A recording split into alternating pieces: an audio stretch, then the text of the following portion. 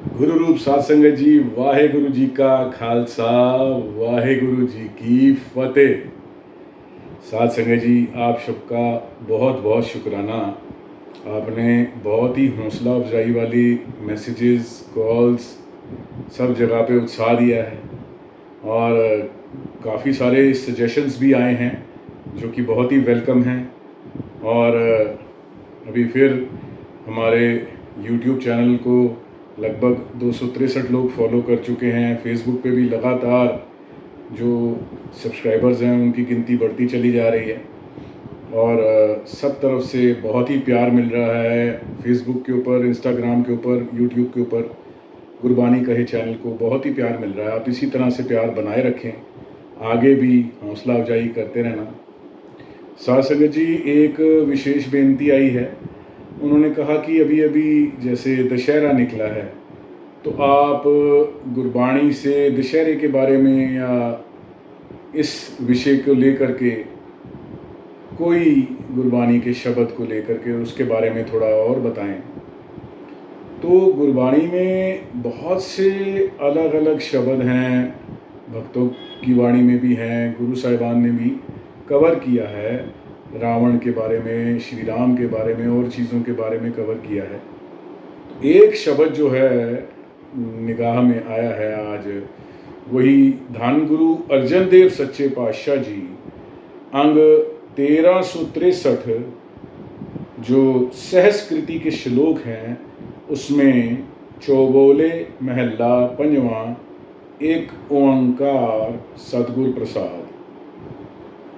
गुरु अर्जन देव सच्चे पातशाह जी कहते हैं, सम्मन जो इस प्रेम की दम के होती साठ।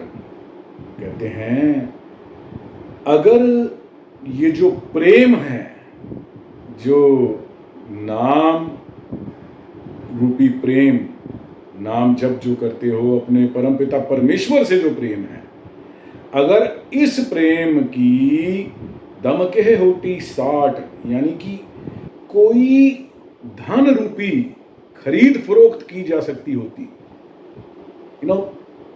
पैसे से या सोने की मोहरें या चांदी की मोहरें या हीरे जवाहरात दे करके कोई वैल्यू डाली जा सकती, जो प्रभु के नाम का प्रेम जो है उसकी।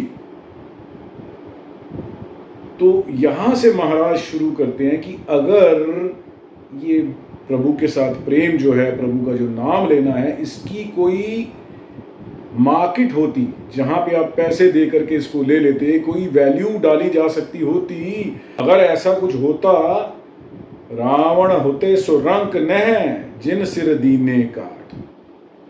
महाराज यहाँ पे रावण की वो एस्पेक्ट बता रहे हैं, वो पक्ष दिखा रहे हैं जिसमें कि रावण एक ऐसा भक्त है, इतना उच्च श्रेणी का भक्त है, अतुल्य भक्त है, जिसके बराबर कोई दूसरा भक्त शायद हो ही नहीं सकता। क्योंकि रावण जब शिवजी की तप पूजा करने बैठा तो समय समय पर शिवजी को खुश करने के लिए भेंट दी जानी थी, और रावण ने वो ज्ञान मार्ग का इतना बड़ा पंडित, इतना बड़ा पथिक, इतना बड़ा एक्सपर्ट भगत था कि उसको पता था कि ये जो भेंट देनी है, ये जो गिफ्ट देनी है, अगर कहा जाए अंग्रेजी में तो ये कोई दुनियावी चीज नहीं हो सकती।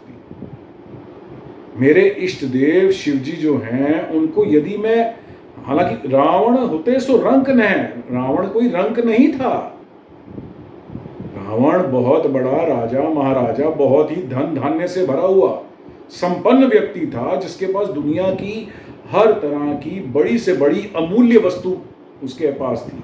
हर तरह के पैसे, हर तरह की सोना चांदी, हीरे जवाहरात, बेशकीमती से बेशकीमती। अगर वो चाहता तो वो इसमें से कोई भी बहुमूल्य चीजें या ये सारी की सारी ही अर्पण कर सकता था, मगर रावण ने ऐसा नहीं करा। वो प्रेम में इतना भीग गया था, वो अपने इष्ट देव को प्रसन्न करने में, रिझाने में इतना तल्लीन हो गया था कि उसने अपना सिर काटा और वही आहुति शिव जी को दे दी। और क्योंकि ब्रह्मा के कुल का था तो ऐसा हुआ कि जैसे ही उसने अपने शीश को काट करके चढ़ाया तो उसको एक और शीश उगाया, और फिर जैसे ही आहुति की बारी आई उसने वो दूसरा शीश भी काटा और चढ़ा दिया। ऐसे कर करके रावण ने 9 शीश शिव जी को गिफ्ट के रूप में अर्पित किए। जब 10वां सर वो काटने वाला था तो शिव जी प्रसन्न होकर के प्रकट हुए और उन्होंने कहा कि रावण, जो चाहता है आज तू मांग ले। और रावण को अपनी मनचाही चीज और अपने इष्ट देव दोनों का उससे मिलन हुआ। इतना पहुंचा हुआ परम भक्त रावण। और यहाँ गुरु अर्जन देव जी उसकी महिमा करते हुए कहते हैं कि यदि भक्ति करना सीखना है, यदि प्रेम करना सीखना है, और यदि ज्ञान मार्ग का सही मायने में पथिक बनना है तो रावण से सीखो। वो ऐसा मार्ग है, वो ऐसी जगह है जो प्रेम की मार्ग है, जहाँ पे ये दुनिया की धन दौलत सोने चांदी मोहरे हीरे जवाहरात ये कोई मायने ही नहीं रखते। और जैसे रावण पूरी तरह से तल्लीन होकर के सर ही काट के अर्पित कर दिया, अपने आप को ही अर्पण करना पड़ता है यदि तुम अपने इष्ट को प्राप्त करना चाहते हो। ये यहां से सीख गुरु अर्जन देव जी ने दी है। आगे इस प्रेम की गली का और विस्तार में बताते हुए गुरु अर्जन देव जी कहते हैं, प्रीत प्रेम तन खच रया बीच न राई होत।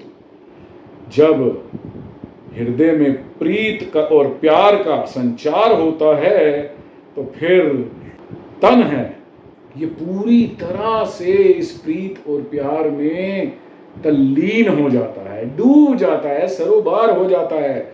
और फिर ऐसी अवस्था बनती है यदि वो सही मायने में पूरे प्यार में डूब जाए तो बीच न राई होत।